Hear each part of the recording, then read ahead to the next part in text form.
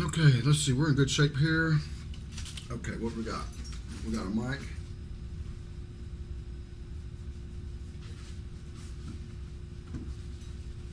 We got that cord.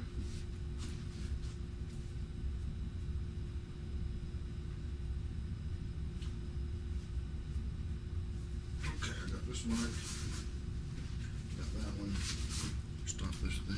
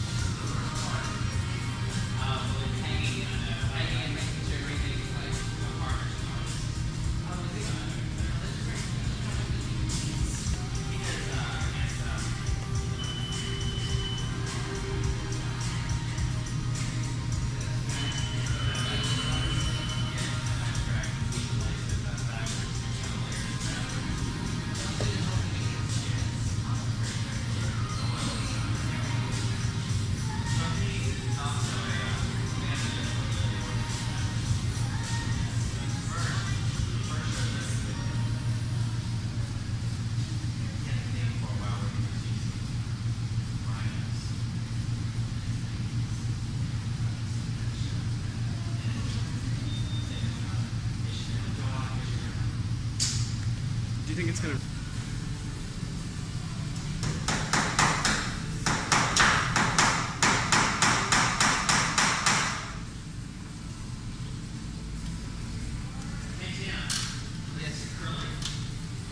What?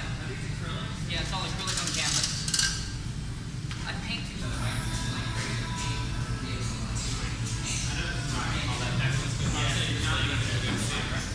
Yeah, that's fine. I mean, it won't matter if it's being seen anyway.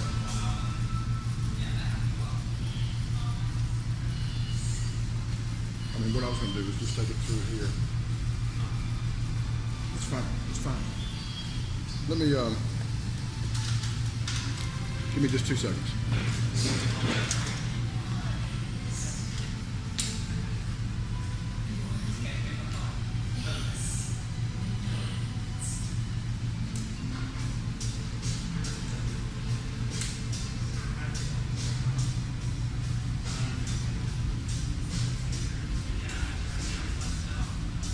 What are we going to be talking about, Clint? Can I ask you things about what is your inspiration? I see this common theme. We've talked about this before. I see this common theme of like people, abstract people in your paintings and what they represent, and things like that. If you want to talk about certain pieces, you can. I want to talk to you about where you want to go with this. You know, do you want to sit around and We're just talking about art then? pretty much we can also talk about your other endeavors since you're doing a pilot. You can. Just go for it. And because of our editing, we can switch things around or whatever, or take stuff out. Okay. Hi, I'm Clint Ashley, and we're at Zoe's Mediterranean Grill in Midtown Atlanta. We're here at an art opening for Tim Hughes. He's a local artist here in Atlanta. Hi, Tim. Thanks for being with us today. Sure. Well, I see that you have quite an imaginative art form here. The painting, what is your inspiration with these paintings exactly? I don't know. Usually I just kind of, I live in Midtown, been here for about 5 years, and I sit on my stoop with a little sketchbook. Usually every afternoon around 5 and on into later in the evening, weather permits. And I just kind of draw. Cool. It's whatever inspires you. And in Midtown, there's a lot to inspire you. Do you have any like examples, like any major, like same people walking by or anything like that? No, or? you never know. I mean, I don't know. I don't know where any of it comes from, you know. But usually it starts with a sketch, and I have like sketchbooks and sketchbooks full of stuff, you know. Right. And a few of them make them to paintings. Otherwise, they just kind of stay in the book, Yeah, never to be seen. it's obvious you have a lot of inspiration. It's very nice. Oh, thanks. Cool. And so where do you hope to go with this? Where is Tim Hughes in the future? Where do you see yourselves 5 years from now? You know, I don't know. I don't ever look that far. I kind of try to enjoy the moment. Right. You know, tonight I have the art opening, 7 o'clock, and I'm just enjoying that moment. Right. Hoping it's, you know, I don't know. I don't like to project. I think we spend too much time doing that. So I Right. just kind of try to stay today. Cool. Everything's good. Well, I know personally you've been around for a while now, but you're sort of just hitting the scene. Right. in a major way, I guess. Where else are you, having paintings exhibited? And a few galleries around the city. V Reed Gallery, which is up in Cobb County, so I am never there. Branching out? Yeah. I just take the paintings up there and catch a flight back. And I'm in 12, which is on Piedmont, like across, right by the park there, and in East Atlanta Village, Space Drive. Great. Very, very cool. Very Great. cool little area. And have you seen a lot of, I guess, interest in your stuff since you've been putting it up? Yeah, it's shocked me. I mean, yeah. I mean, stuff sells pretty well, and people are very interested in it, and which I think is great. It's pretty sure a lot of really nutty people out there. But yeah, so far so good. It must feel good to be able to do what you want to do, the thing that inspires you the most, the thing you get the most fun out of, and actually see it, come to fruition and Yeah. get you some good vibes. Yeah, well, it's all about, it's all kind of about balance and everything. Right. You can't do it for the money. Lord knows I don't. Yeah, I think I can relate. Anything artistic, I can relate. Yeah. So not only are you a painter, you do some other things as well. What else are you involved with? Well, yeah, I'm just kind of one of those artsy kind of people. You know? Right. I've been doing music and acting and art, photography for years. Right. And so mostly the forefront right now is art. About to start filming a television pilot. Matter of fact, we start Cool. shooting this week. That's so, nice. You always keep your fingers crossed. I do indie flicks all the time, stuff like that. Started out doing theater, kind of moved into Right. kind of wanted to branch out and do stuff that, So not only are we seeing your artwork around town, we may see you on a screen somewhere. Oh yeah, Cool.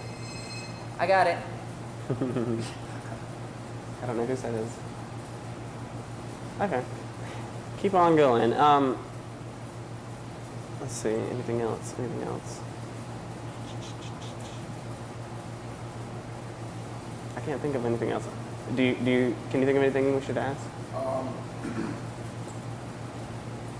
would say, to see more of his work. Okay.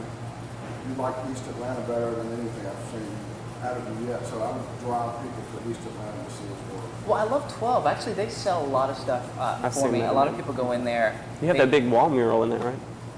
No, not anymore. They took that out? I have some of the multimedia stuff in there, like the lit work, but for the most part, 12 is really, really good. I had some stuff at Outright Books for a while, and it stayed there for just forever, and it sold pretty well. I'm always amazed. It comes in waves. Every once in a while, you'll have like a dead period that's nothing. Right. And then bam, bam, bam. I'm like, okay, cool. Totally. It's always good. I can pay my rent.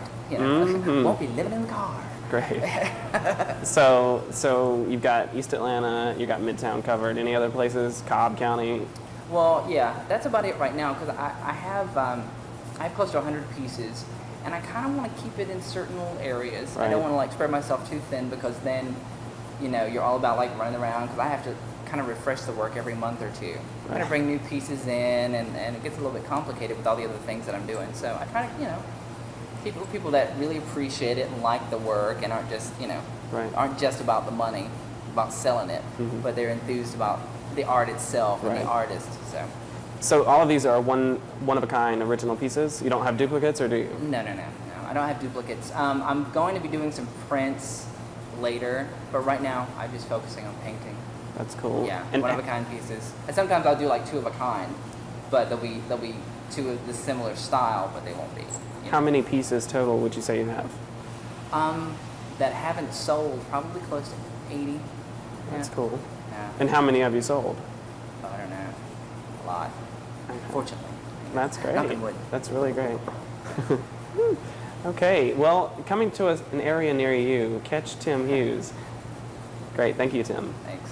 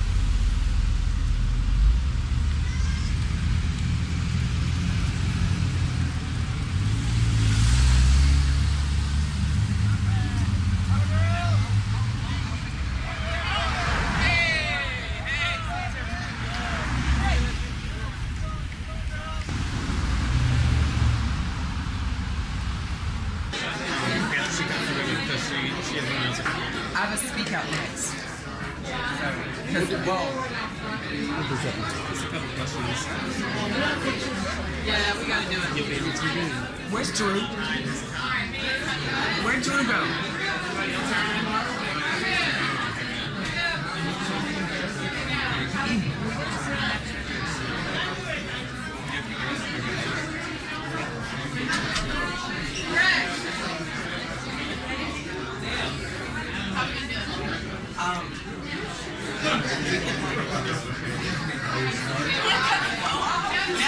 Yeah, like you cut on one side, I cut on the other. Over here? Yeah. Because then we can keep going for tomorrow. Here? Can everyone even see? Can everyone even They said I see? can't cry, so I'm holding it back. Okay, I don't need to be right here. Why don't I be right here? Why don't I be right here? People can't see me. I mean us. Hug Alicia, hug Alicia.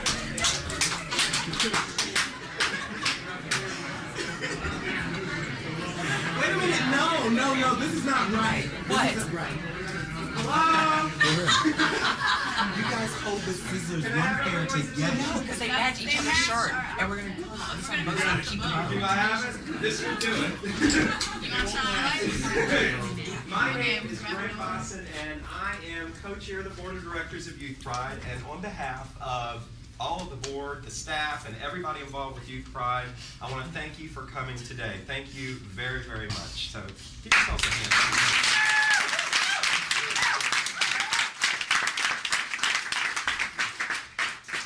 I think that this is a very exciting moment, both for Youth Pride and for the Atlanta community as a whole. I think it's incredible.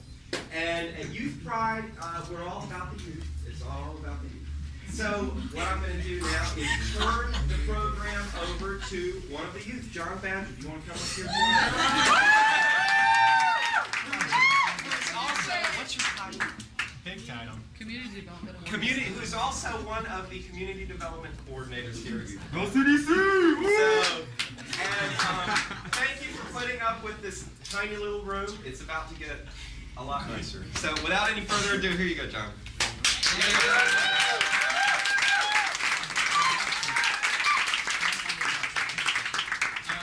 Now that I can see all of you, I'm sorry I'm not as agile as some.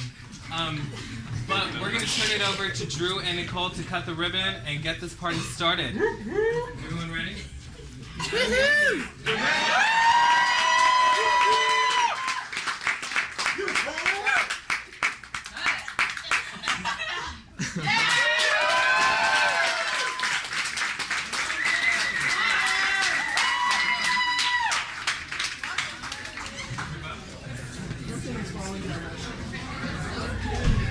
Oh my god. Hey, welcome.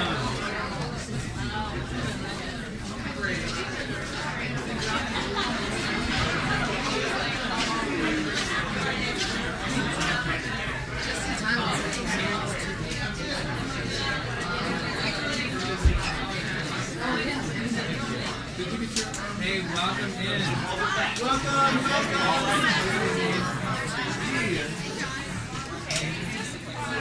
We've got a long list of folks. You'll see on the back wall, we've got some special in-kind things. That if you'll check out that list, those are people who allowed us to get in here and make this place as fabulous as we have and as affordable as we could get it. So those people are very important people. In addition, there are a lot of you who have helped contribute financially to the capital campaign that raised the money for the space. As you walk in, you'll see specific thanks to our silver, bronze, and gold level donors. Those people are very important to us. I've got to thank the staff. Kelly Patillo, Asha Leong, John Badger, Kevin Vines, and Athena Miles have worked endlessly. They hated a lot of it. We've actually been homeless for the last 2 months because our lease expired on the old center July 31st. So for the last 2 months, we have been hanging windows and scraping and painting and cleaning and things that none of them ever thought that they were going to do.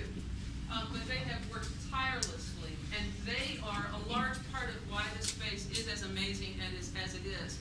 They've put their sweat into it, they've put their handprints and their feet prints into it, so this is a very significant effort on their part. We are so glad that you are here. You know, when we had the open house for our first space, which by the way was not quite as large as this room, we were very intentional in our planning for it. We made a floor plan and a design. We had a build-out budget of $7,500, and it took us a little while to raise $7,500, but we were proud of that effort, and we walked into that first space, and we created a little group room. For those of you that hadn't actually seen that space, we had a group room that could handle the 10 to 15 folks that we had in group at that point. 2 weeks after we moved into that first space, we had 65 in our 18 to 24-year-old group. And we've consistently, since that time, had about 100 youth a week coming through the center. We outgrew our home 2 weeks after we moved into it. We have no idea what's going to happen once we've got these doors open and are operating. This is an amazingly inviting space that the youth have designed. They raised the money for the pool table. They've got the plans for the programming. And come see us 2 weeks from now and see if we can still fit in here. I'm amazed at what's ahead. Thank you for coming. I know that we've got a couple of folks who need to say some things, and then the most important part of today, in addition to letting you see the space, is the youth have some things that they'd like to say as well. So I'm going to turn it over to Ralph Bowden, I think. Ralph is one of our board members, and he is somebody that we need to thank especially because that list of in-kind donors are favors that Ralph has called in through his years working in and around DeKalb. So he actually owes a few folks some things as a result of this. So he's given some good things to us. I dressed up in honor of all of you too. One quick aside, just to follow on what Linda has said about this special space. I think I commented to someone that I was out riding around looking for space, and I actually found this, saw the number, and said, why don't we check this out? I think the truth of the matter is Sandra, my wife, where is Sandra, actually saw this and saw the phone number up there and said, why don't you call that number and see? So I think we need a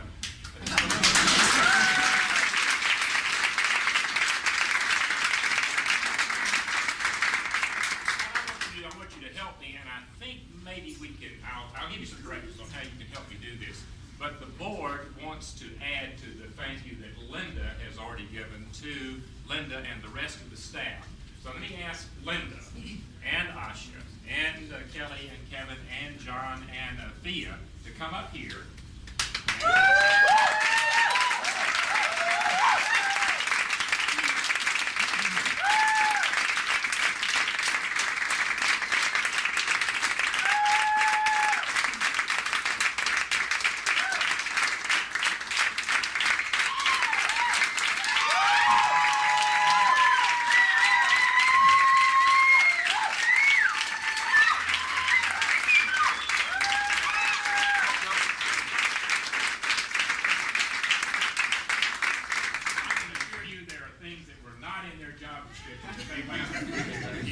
Talking in the bathrooms and what have you. And the board, I think, has some gifts for each of them. So I think we need this is a special thank you from the board to these special people. Boys go first.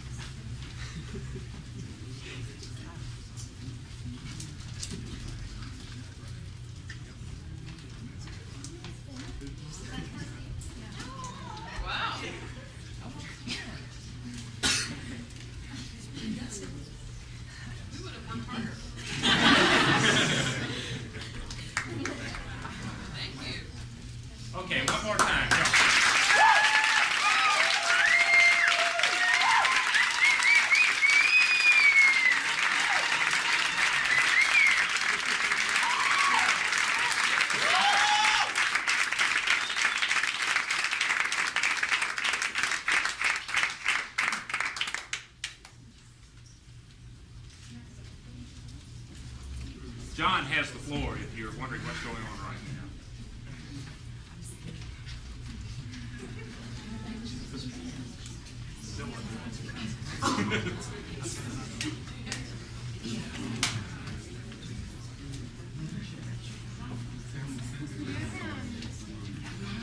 John still has the floor.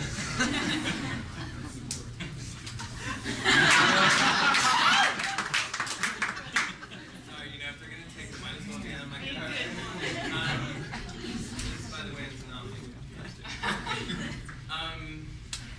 I honestly am a little overwhelmed right now. And I really just can't remember what's happening.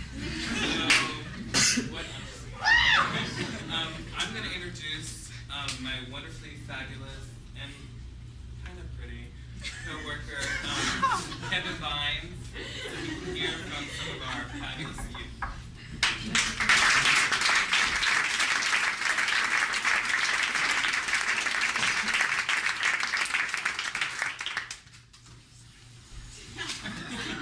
Which is the good side? Both of them are pretty. I'm obviously the shy one, so I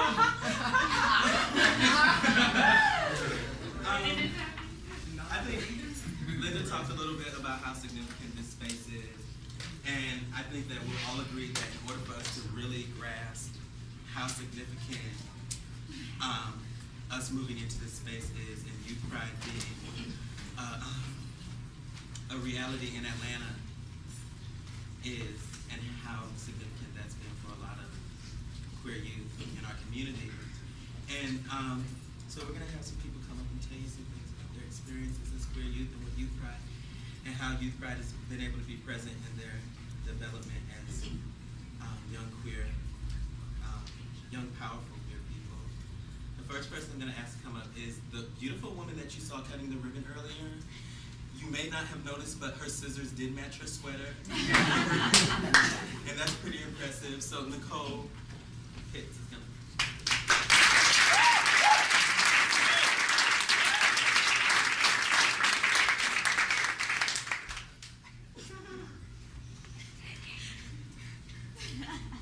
Well, they asked me last week to come up here and say something. At first, I was a little overwhelmed, not knowing what I could say. What was there to say? Then I sat down yesterday, took about an hour of my time, and realized there's so much to say. How can you come up here for just a moment and describe in words, in a brief moment, what Youth Pride is and what Youth Pride does for us and all the other youth that are part of it? Where else can you come here with a safe place, with friends, where you can come here and just get empowered, get educated, and then take them beyond these walls, out to the public, and give them to other people. So the thing I want to say for Youth Pride is just thank you. It's just been a wonderful part of my life the past year. I hope I'm here with it for many years to come. For the staff that work beyond the call of duty, beyond the means, I just want to say thank you for all that y'all done for me, for all that y'all done for all the other youth, and thank y'all for this space. Thank you.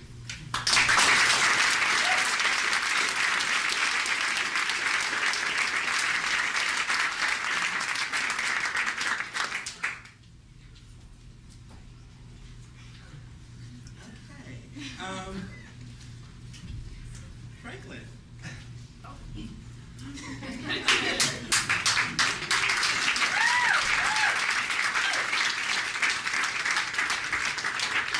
Franklin was actually one of our fabulous, no, not that part, dear, the other part. What other part? The talking part. He's gonna perform for his talking. Okay. All right. He was one of our fabulous interns last fall and has remained involved with you tonight. I'd like to give a shout out also to who is also an intern with me. We had some good times. Good times. My first experience with Youth Pride was actually in the basement of a church.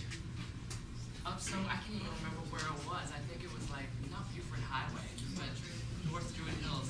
Not that way. And I only went a couple times. At that time in my life, I was really doing the Gay and Lesbian Center on 12th Street.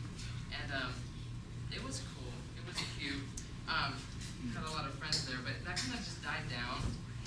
And youth pride just started to I don't know, they were there. And I felt kind of awkward about youth pride at first because I didn't really feel like I fit in. And it was, I don't know, it was a few years ago. So I went to the basement of that church a few times and had a bad experience with youth pride. But when I went to the new space, which is the old space, because we have this space, I don't know, it was like totally different. It was like I had like a good sense of, I want to start coming here, I want to start hanging out here. It was like, Youth Pride offered more than the Gay and Lesbian Center did. The Gay and Lesbian Center, not that I'm trying to bash them, but they were just like a Thursday night meeting where our youth would go and hang out and we would go out to eat afterwards. But Youth Pride actually offered a lot more. There was more resources and that was just in the space that we were in for this space that's about the size of this space. So it's really amazing to like come here and see how much bigger the space is. Anyway, so a little tradition, anytime I'm like in public with Youth Pride, I always have my guitar because I feel like I'm a lesbian trapped in a man's body. So, I don't know if you guys, I mean like there's probably some people in this room that know this song. It's kind of a tradition, so I'm just going to go ahead and do it. Okay. Can you back up? Did you bring your tambourine? I think we have a bell or a triangle here. I'm also kind of sad too,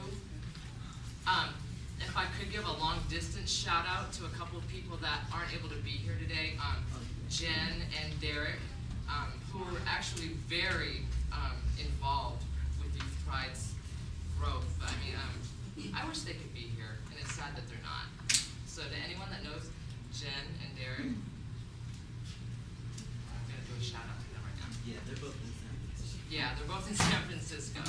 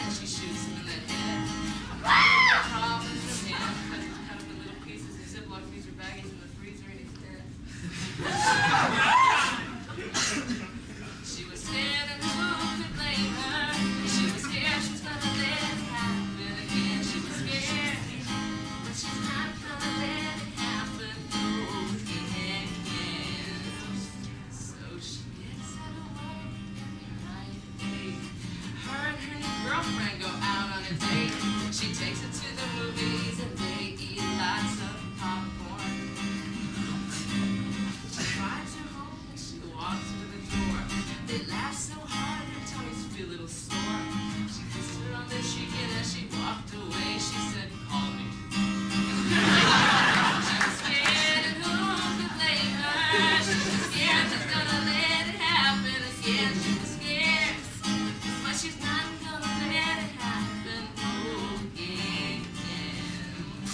So she called her in the morning, talked for a while, and she hung up the phone. She gave it a smile. She ran to the freezer to rub it in her husband's face. She picked up her pen and held it in her hand. She said, honey, you just don't understand. She opened up the freezer to toss his head into the roast.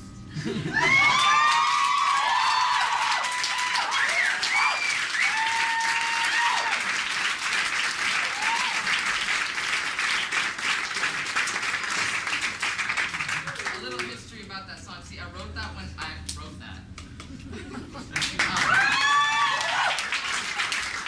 When I was 15 years old and dealing with some deep issues because there wasn't a youth pride for me to go and get like some help.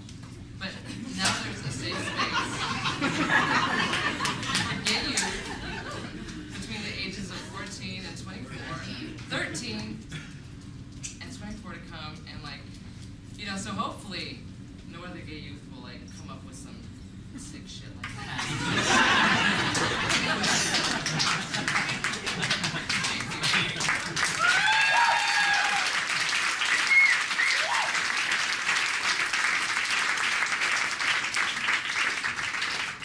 That might give you a little insight as to how important these services are.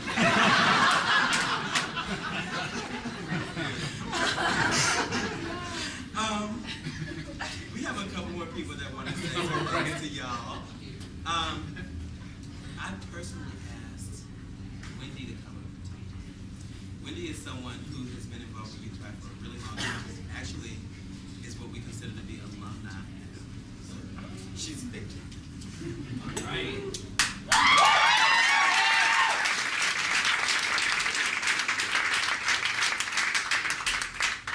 Come up with a follow-up for that because Kevin just asked me to come up here about 5 minutes ago. Well, anyways, as I said, he just asked me. I think the biggest thing I could say is maybe if I could contrast the first time I went to Youth Pride and what Youth Pride was about versus today when you got this incredible center. I remember the first time I went to Youth Pride was in 1997, just after I moved to Atlanta, and my friends and I were in Atlanta and thinking that we really needed to get a life and find people. And the first time we went to Youth Pride, we saw it listed in Creative Loafing, and our first hour of Youth Pride was actually spent trying to find where we were meeting. We went over to the Tea Garden and the youth hostel, and we were bumbling around. We went to the restaurant. We asked everyone in the restaurant where it is, and we were wandering around in the garden. And we went into the building. And we went upstairs and downstairs, and like knocking on doors, and we couldn't get in. We finally made it, and we were, I think, a little late, but we finally made it into a meeting, which was about like 12 people or something like that.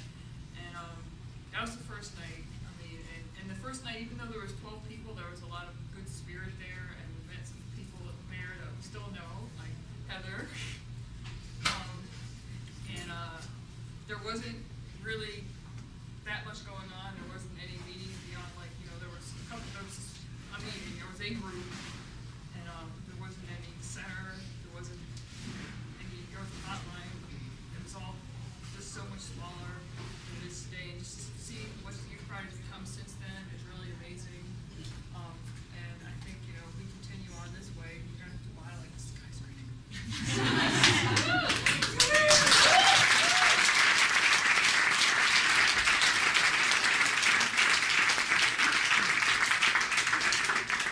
Okay, what she meant to say was I reminded her 5 minutes.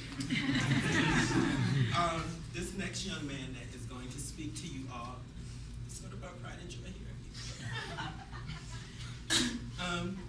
Just, he's so cute. Drew.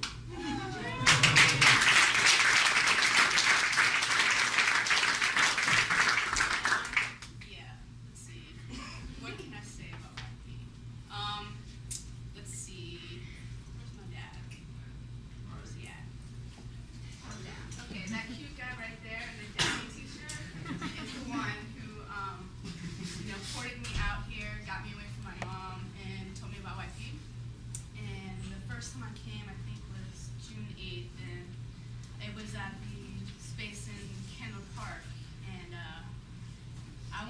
there were a lot of people there that day, so I was just, really weirded out and just like, oh my God, because the only gay people I knew was my dad and a bunch of older people. But, but I went and I met incredible people, and I was hooked ever since, and I started going every week, and the people there were just so awesome. I got so educated on everything that I wanted to learn about, and Youth Pride just helped out so many people that I've known for over this past year. Like, I've built the greatest friendships in the world, and I would give up for anything, and I'm just so excited about all the youth that are going to be introduced to this space and just be changed for the rest of their life. So I want to thank everybody for coming out and supporting us.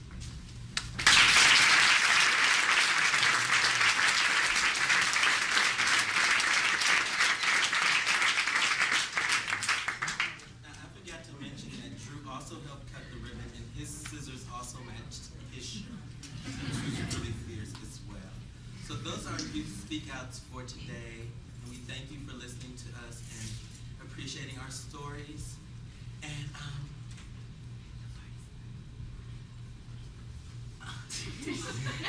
my not so pretty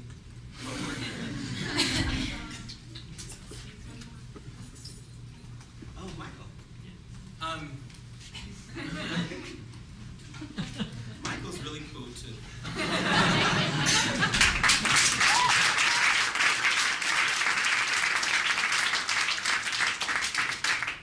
I guess for me, I got a different perspective on things. I grew up in the suburbs, and I grew up in East Cobb County. As we all know, like 1993 passed anti-gay resolution. So it was already just a very negative environment. And I realized I was gay at a very early age. But just growing up in that environment, in that area, it's just, I was constantly just reinforced with negative stereotypes, queer this, fag this, wherever you go. And for me and for and many other gay youth who remain nameless, who do live in East Cobb, even though I remember going on the Youth Pride website, when I was, must have been like 10th grade or something. And even though I didn't even go to Youth Pride, it was just a symbol, just something that was there. Something that I knew that existed and that I could go to and feel just accepted.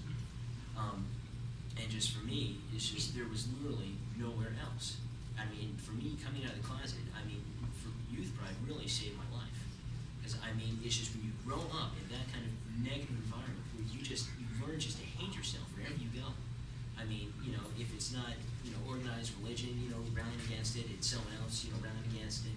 And just when I came here for the first time when I went in Camden Park, it was just incredible. For the first time, I realized that, there are, gay youth out there, and it was really just the most incredible experience of my life that saved my life. I could really, never thank Youth Pride enough, and, for the people that, don't go to Youth Pride, even just going on the website will keep them from, saves their lives, because they just know that there's a place out here that they don't have to feel less than human.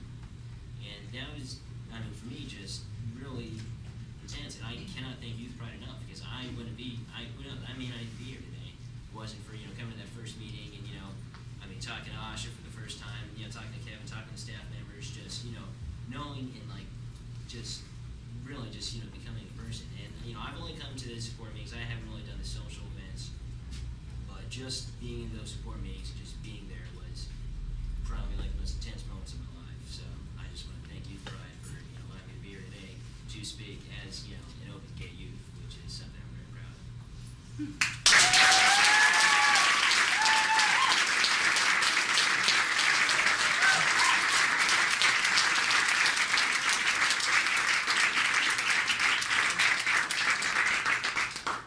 Okay, I actually told a little story, just a small one. We have two more people that first one is Florence. She's going to say some words to you, and then we'll just have Joanne come up right after her. We can go. Okay, y'all been out here standing there for quite some time, so I'm going to be brief. My name's Florence, and I haven't been coming here for that long. In fact, I'm probably one of the only people who actually has never been to the old center, live over in Decatur, so I was pretty ecstatic when Youth Pride moved over here. In fact, I was on the phone with my friend jumping up and down, holding my extremely comfortable copy of a southern voice going, "It's in the gator, it's in the gator, it's in the gator." She's like, "Yeah, I've known it for over a year." Whatever.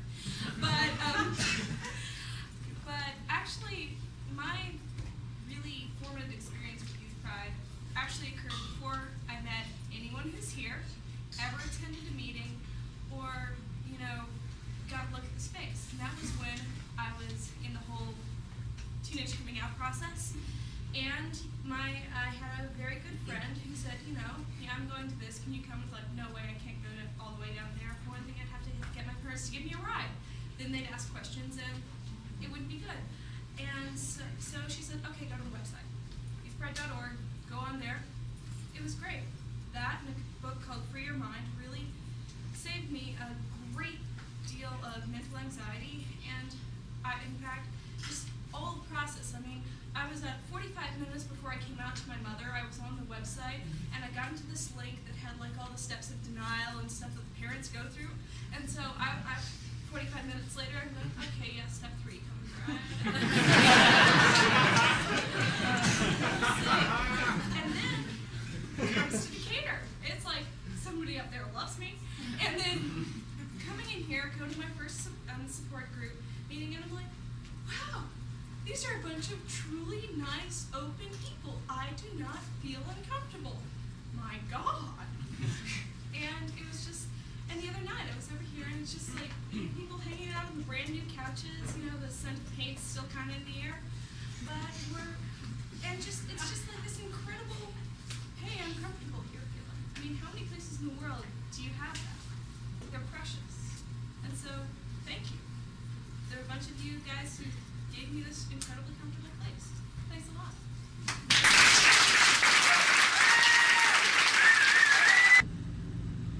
She is an amazing mother. She's an amazing boss. She's an amazing person. She's an amazing partner. And she is someone who got us where we are and is going to lead us into our next phase. And we wanted to do a kind of special recognition for Linda and present her with some stuff.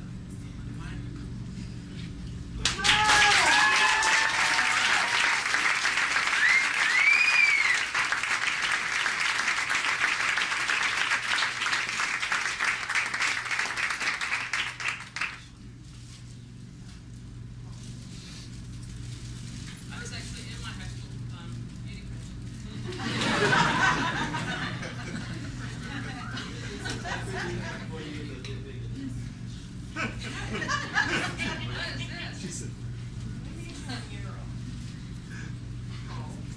What is this?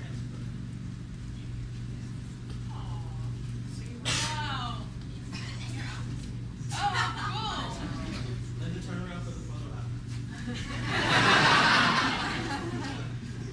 Thank you.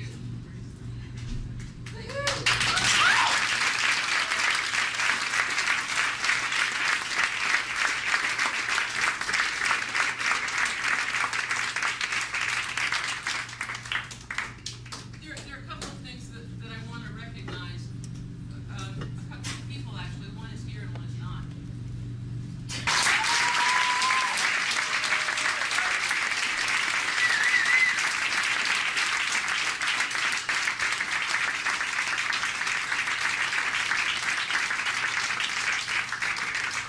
The other person that I want to recognize, who's not, is Tamar.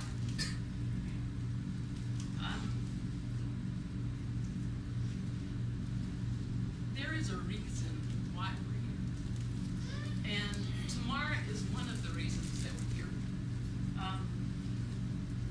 Tamar is a Youth Pride youth. Tamar was one of our interns this summer.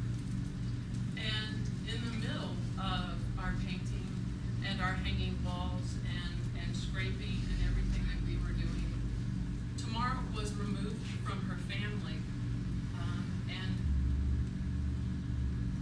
committed to the state and county system because she was ruled as unruly and ungovernable she was a lesbian and it went against what her parents believed.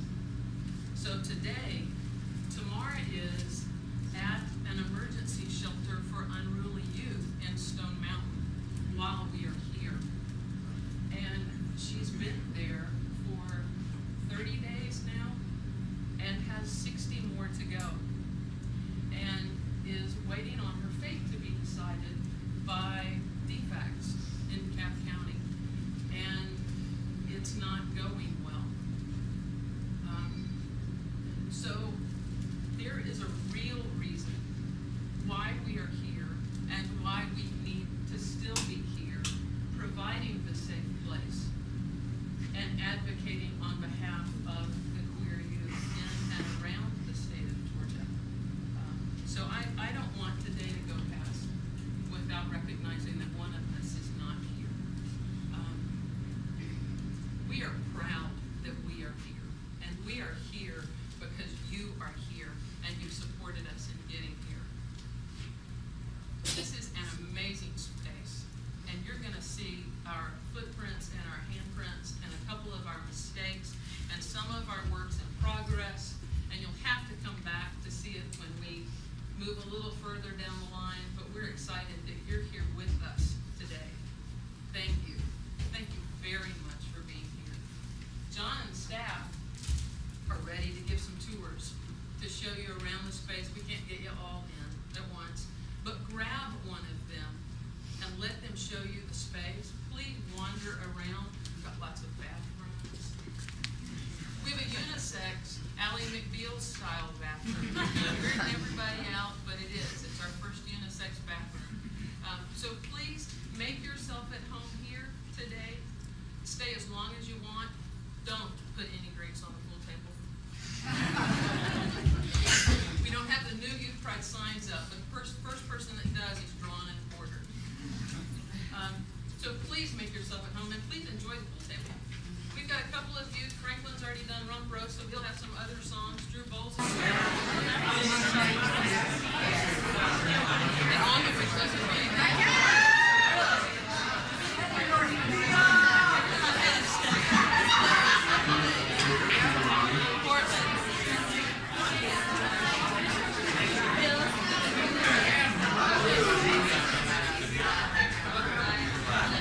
B-roll.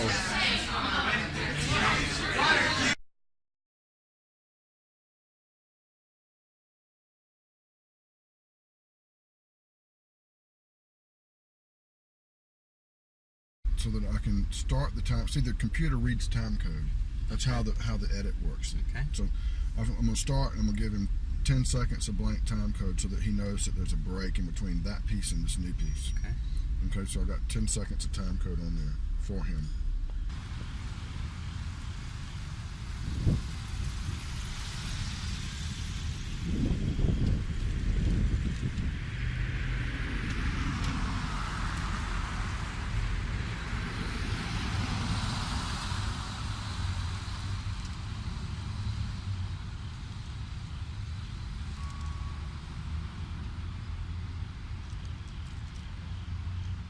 Okay, we're ready. Hi, I'm Joey Wills, and I'm here with Linda Ellis, the Executive Director of the New Youth Pride Center. Hi, Linda. Hi. Thanks for being here today. Thank you. Or thanks for welcoming us to your new center, actually. Yeah. Can you tell me how long you've been the Executive Director of Youth Pride, and how did you get involved with it? Well, let me tell you a little bit of history to start with. Yeah. I'm a therapist by training. And in 1995, Stephanie Swan, who's Youth Pride's founder, Right. Came up with the idea of a support group for some of the youth that she was seeing in her practice. And she got a group of therapists together to do volunteer facilitation of a little support group that she had started. And I became one of those facilitators of one of the groups. And what happened is that that group grew to become an organization. And it initially in '95 was run by a group of us who were all volunteers, and I happened to be the one with the most nonprofit experience. Right. And so I kind of eased into more administrative things. And as the organization grew, my role and responsibilities within the organization grew. So I became the first staff person in '97, in November of '97. Now, were you already in the McClendon space at that time? No. This was way before then. We started the first group in January of '95. We went through the basement of the first existentialist congregation. For a while, we were in the nursery at First MCC on North Druid Hills, and every night after group, it was a bizarre experience because we'd have to reset up the nursery every night after a group. We spent about a year and a half at St. Agnes's Tea Garden in Decatur and the old youth hostel. So we were there, and then from there we actually moved to McClendon in June of '98. Right. And then I was reading that you had a huge growth when that happened. Oh, it exploded. It exploded. We started out with a good-sized group for us when we were moving around was 10, 15 youth. And we divide our groups by 13 to 18-year-olds and 18 to 24-year-olds. So you had a variety of ages at that time also? Right. Yeah, we were running 2 groups at that point. And to have 10 in either one of those groups was a good experience. That was a good week for us. Right. So when we decided, when the youth kept saying that one of the things that they needed in addition to the groups was just general hangout space, youth-only hangout space, that was a significant part of it. We started looking for a location and found the location in Candler Park at Oakdale and McClendon. And that location was about 1,000 square feet. We created this little group room that would fit 15 people. Rather than 10, we were being very adventurous. Right. And 2 weeks afterwards, the 2 weeks after we opened and had our first group, we had 65 in our 18 to 24-year-old group. Now, it was just amazing. Where did they come from? Was it the kids that were already a part of the organization that went out and found other youth to join you? Yeah, it's been really interesting. We've had an interesting transition through the years. We've tried some advertising. We've tried listing in the community pages of the local papers, and we do reach some youth that way.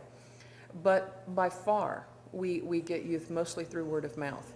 And so when we settled down in one location and we weren't moving from week to week, it made a significant difference. And they found us. Right. And so do you think that you're going to grow exponentially now that you've moved into this space? Isn't that a you think scary you're going to have a huge... Isn't that scary? Well, it's very exciting. It you have about... It is. It scares me. I'm excited. I don't know. Yeah. You have about 3 times the amount of space here, don't you? 4 times the amount of space. You've got this, which is an activities room. You have a coffee bar and a kind of a cyber cafe that you're working on, a library. We have a pool table. A pool table, and like a little theater area downstairs. I mean, this place is just so great. And it's we continue to try to respond to what the youth bring up and what they want. And what they wanted was a youth hangout space, a space that they could come for social events and just kind of general gathering that they could structure, they could decorate, and that they could decide the programming. And so this is what has come out of it. I do think that we're going to explode as a result of this. The Candler Park space was ideal for a first location. And you have to remember where we came from. I mean, when we started that first support group, we were very closeted in some sense. I mean, the youth that were coming were very closeted. It was, we weren't sure what kind of reception we would get. The location was always kept confidential. I wouldn't say secret, but at least confidential. To find us in those first couple of years, you had to call a telephone number and leave a number so that somebody could call you back with directions to group. So it kept the number of youth who came relatively small. Right. And they also had to have some sense of support outside of, I mean, you had to have the nerve to call this number, have somebody call you back and then show up. Yeah. You didn't know where.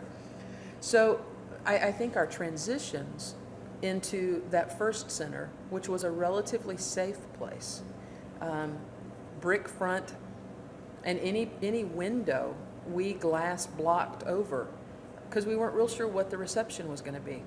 Right. What has been amazing is that we have never had a negative interaction. In the 5 years that we've been around, we've never had a negative reaction. And so the move here to this space has been a much more open move. And obviously, I mean, we're a street front space with a big storefront window. And What kind of support do you have from local or state or national organizations that Funding support? Yeah, funding, and also just to keep you going and to keep you from maybe getting into trouble with people that aren't so excited about you being here in this neighborhood. Like if you had some bad reactions from some people that were nervous about the idea of Youth Pride being here, do you have some local and national organizations that are there for you, that are going to stand behind you? Yeah. Okay. Yeah, let me tell you a little bit about that, and you'll probably want to cut some of this, but our history has been that we have moved, it's hard to believe, but that we have moved pretty cautiously and pretty slowly. It's a good thing that we came out of a mental health background. Right. Because what we had initially was a group of therapists who were very aware of confidentiality, who were very aware of safety issues, moving very slowly with those initial groups. And so it was a good thing for our first several years that we were relatively quiet about what we did. We had a hard time. Let me stop you right there just for a second. Let me change tapes. Yeah. Only took 30 minutes.